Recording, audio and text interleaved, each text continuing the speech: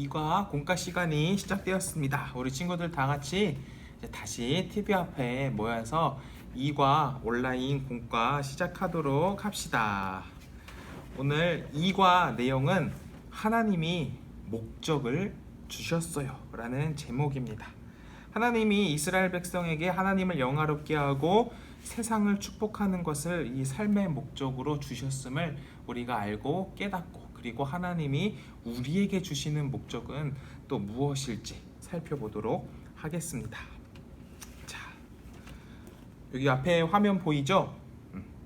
하나님은 모세에게 이스라엘 백성들에게 전할 말씀을 다 알려주셨다고 1과에서 배웠습니다. 어떤 내용이었죠? 애굽에서 출애굽하면서 지금까지 왔던 모든 내용들을 너희가 까먹지 말고 항상 간직해야 된다, 기억해야 된다라는 말씀이었습니다. 그래서 이 말씀을 시내산에서 모세는 듣고 백성들에게 내려와서 모두 그 말을 전했습니다. 그리고 하나님께서 한 가지 더 말씀해 주셨던 것이 있는데 바로 무엇이었냐? 셋째 날 하나님께서 시내산에 내려오신다 라고 말씀했습니다. 그러니 여러분은 모두 오늘과 내일 지금 입고 있는 옷을 다 빨고 깨끗하게 성결하게 하십시오. 또 시내산의 경계를 정할 것인데 그 경계를 넘어서는 안 됩니다. 셋째 날에 나팔 소리가 길게 울릴 때 여러분은 시내산 앞으로 모이십시오 라고 모세가 이야기했어요. 그래서 이 이스라엘 백성들은 모세가 전한 이 하나님의 말씀대로 옷을 깨끗하게 빨고 성결하게 입고 셋째 날을 기다렸습니다. 그러자 이제 하루가 지나고 셋째 날 아침이 되었어요. 갑자기 맑았던 하늘이 시내산 위에 구름이 빽빽하게 끼고 갑자기 천둥 번개가 막 치기 시작했습니다. 그리고 큰 나팔 소리가 들리자 진영 가운데 있던 모든 이스라엘 백성들이 갑자기 막 무서워서 혼란스러워했습니다. 그리고 그 와중에 모세는 하나님을 만나기 위해서 산기슭으로 올라갔습니다. 시내산에는 연기가 더욱 짙어졌고 온 산이 크게 암흑같이 껌껌해졌어요.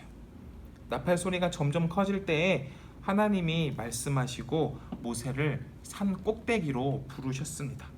그리고 이스라엘 백성들은 더 이상 가까이 오지 말아라 라고 명령하셨어요.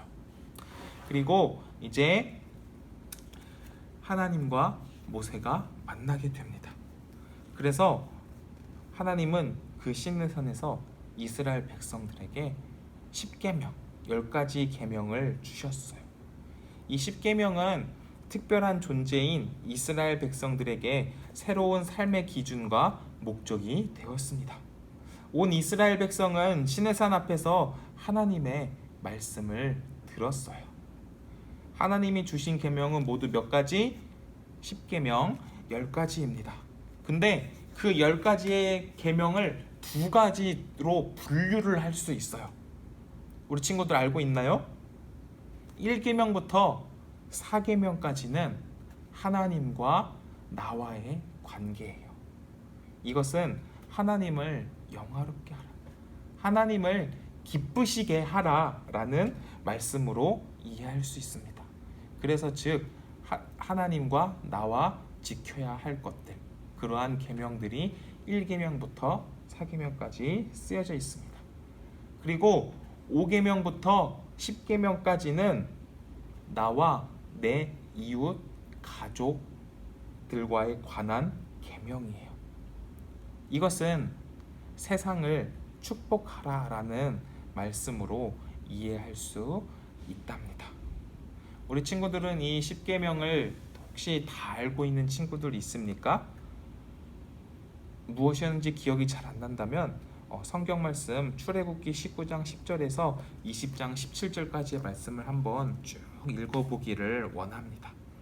그래서 하나님은 애굽에서 나와서 광야 생활을 하는 이 이스라엘 백성들에게 10계명을 삶의 기준이자 목적으로 주셨어요. 그것은 하나님을 영화롭게 하는 것, 즉 하나님을 기쁘게 하는 것과 세상을 축복한다는 것이었죠. 하나님을 기쁘시게 한다는 것은 하나님을 자랑하고 하나님을 높이는 것을 말해요. 그리고 세상을 축복한다는 것은 이웃을 도와주고 섬기고 이롭게 할 뿐만 아니라 그들을 하나님께 나아올 수 있도록 도우는 것을 이야기한답니다. 성경에는 이렇게 쓰여 있어요. 그런즉 너희가 먹든지 마시든지 무엇을 하든지 다 하나님의 영광을 위하여 하라. 고린도전서 10장 31절 말씀에 이렇게 쓰여 있습니다. 하나님은 특별한 존재인 우리를 사용하시기 위해 우리에게도 이스라엘 백성들처럼 삶의 목적을 주셨습니다. 무엇일까요? 그것은 바로 하나님을 영화롭게 하고 그리고 세상을 축복하는 것입니다. 우리 친구들은 이 사실을 기억하며 하나님께서는 나를 선택해 주셨고 그리고 하나님은 나를 통해서 하나님이 기쁨 받으시기를 원하시고 그리고 나를 통해서 이 세상이 축복받기를 원하시는구나 라는 것을 깨닫는 그러한 시간 되기를 바랍니다. 우리 암송 말씀 한 번 더 볼까요? 그런즉 너희가 먹든지 마시든지 무엇을 하든지 다 하나님의 영광을 위하여 하라. 이 암송 말씀 특별 이벤트로 하겠습니다. 이 암송 말씀을 다 외워서 정말 정직하게 솔직하게 외워서 영상으로 보내주는 친구들한테는 또 특별하게 전도사님이 선물을 주도록 할게요. 이렇게 카메라 뒤에다가 숨겨놓고 읽으면 안 됩니다. 꼭 정직하게 암송 또박또박 외워서 보내는 친구들 되기를 바랍니다. 그렇다면 공과 내용은 여기서 마치고 이제 다음으로 넘어가도록 하겠습니다. 자, 친구들, 공과 내용을 이제 우리가 다시 한번 말씀을 되새겨 보도록 하겠습니다. 자, 아까 전도사님이 1과에서도 얘기했듯이 요 책, 가족용 책에 보면 이러한 내용이 실려 있는 것이 있을 거예요. 다 같이 한번 꺼내 보도록 하겠습니다. 자, 한번 채워볼까요? 목적을 기억해요. 장소, 어디에서 일어난 일인가요? 어디일까요? 어디였어요? 시내산, 그쵸? 시내산에 있는 시내 광야에 있는 시내산이었죠. 볼펜이 잘 안 나오네. 시내산. 자, 바로 시내산이 주요 장소였습니다. 그렇다면 인물 누가 있었을까? 누가 있었나요? 첫 번째 모세가 있고 두 번째 이스라엘 백성들이 있었죠. 그렇다면 시내산에서 모세와 이스라엘 백성들이 어떠한 사건이 있었나? 세 가지. 자, 첫 번째, 모세가 하나님을 만났다. 첫 번째 뭐라고요? 모세가 하나님을 시내산에서 만나게 되었어요. 그리고 하나님을 만난 모세가 이스라엘 백성들에게 어떠한 이야기를 했느냐? 빨래를 하라 그랬죠. 그래서 성결하게 하라.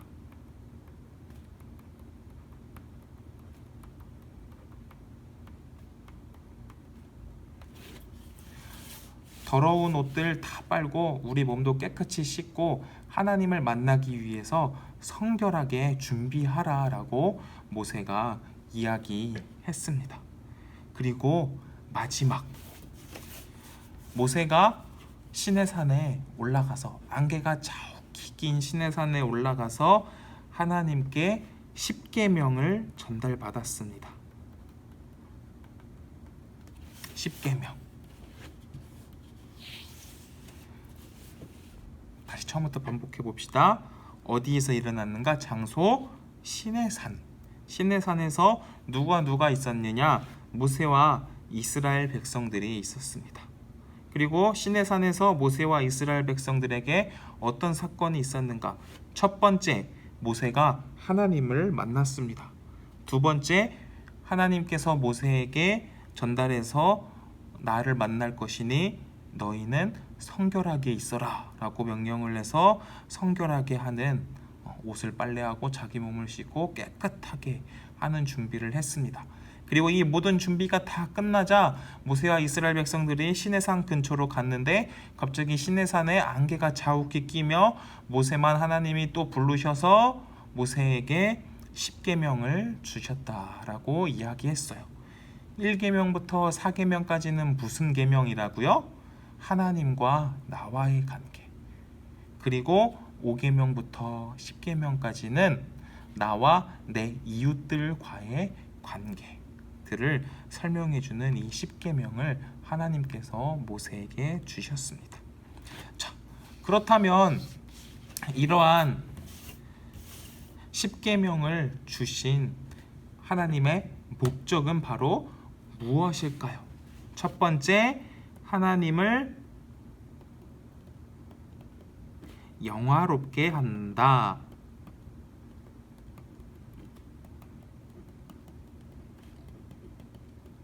두 번째, 세상을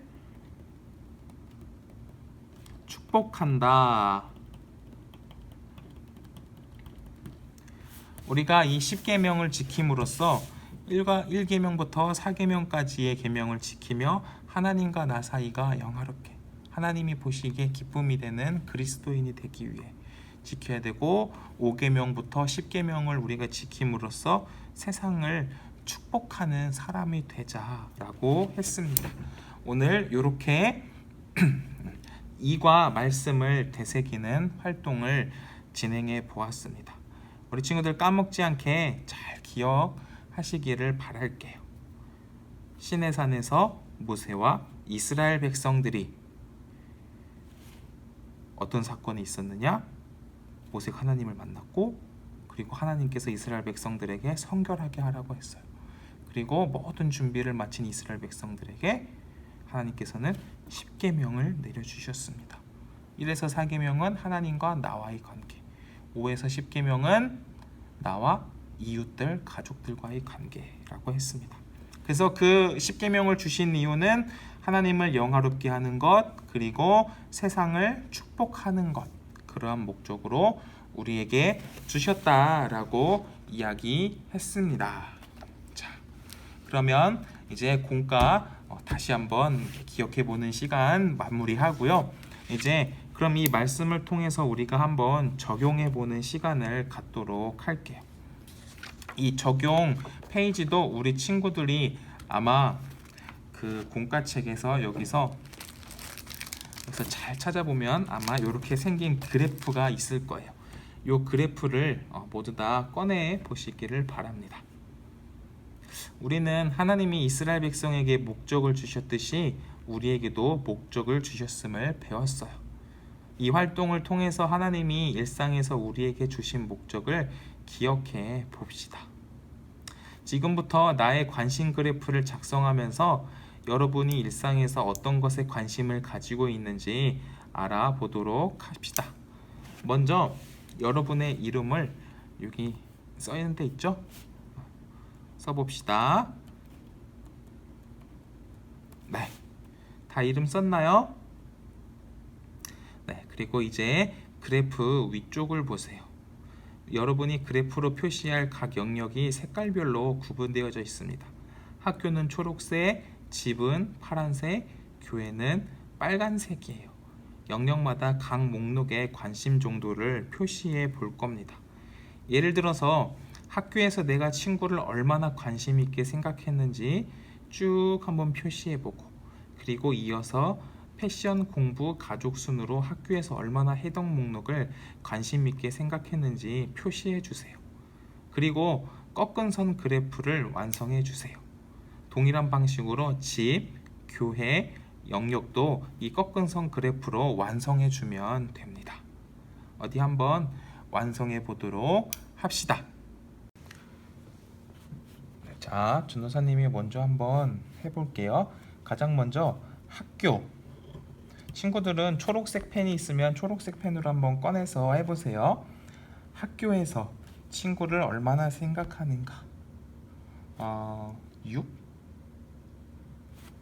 패션 7, 공부 공부는 조금 고민되네.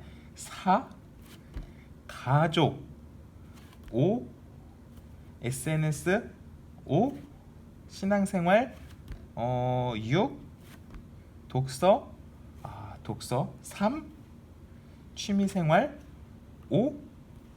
자, 그러면 선을 그어봅시다. 쥐잉 쥐잉 쥐잉 쥐잉 쥐잉 쥐잉 쥐잉. 자, 요게 학교입니다. 학교. 그리고 그 다음은 집. 집에서 친구들을 얼마나 생각할까? 5, 패션 3, 공부 3, 가족 7, SNS 6, 신앙생활 7, 독서 5, 취미생활 9. 자, 이어봅시다.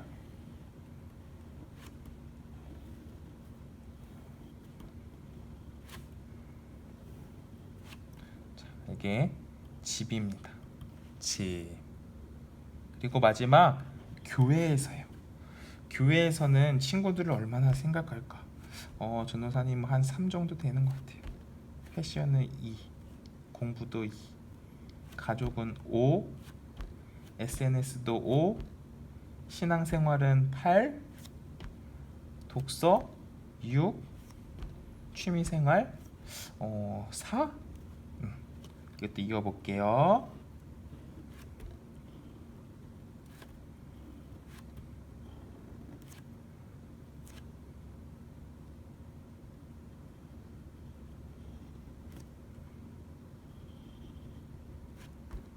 교회. 네. 우리 친구들도 혹시 그래프 다 완성했나요?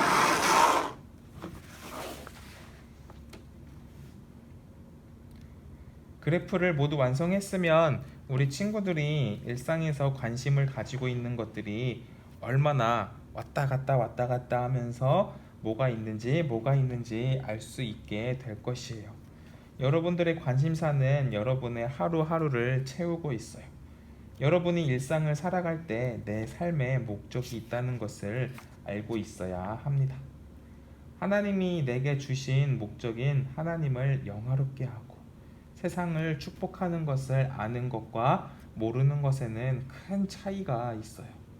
하나님이 주신 목적을 아는 사람은 하나님을 영화롭게 하고 이웃을 축복하기 위해 최선을 다할 거랍니다. 여러분이 어디에서 무슨 일을 하든지 하나님이 내 삶에 목적을 주셨다는 것을 꼭 기억하기를 바랍니다. 우리가 사는 이유가 하나님이 우리와 함께 해주시고 우리를 인도해 주시기 때문이라는 것을 우리 친구들이 항상 기억하기를 바랍니다.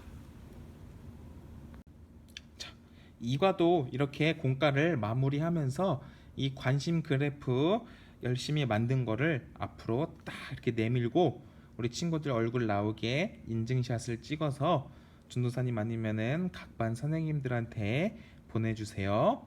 그래서 1과 인증샷, 2과 인증샷 오전 중으로 모두 다 보내주시면 됩니다.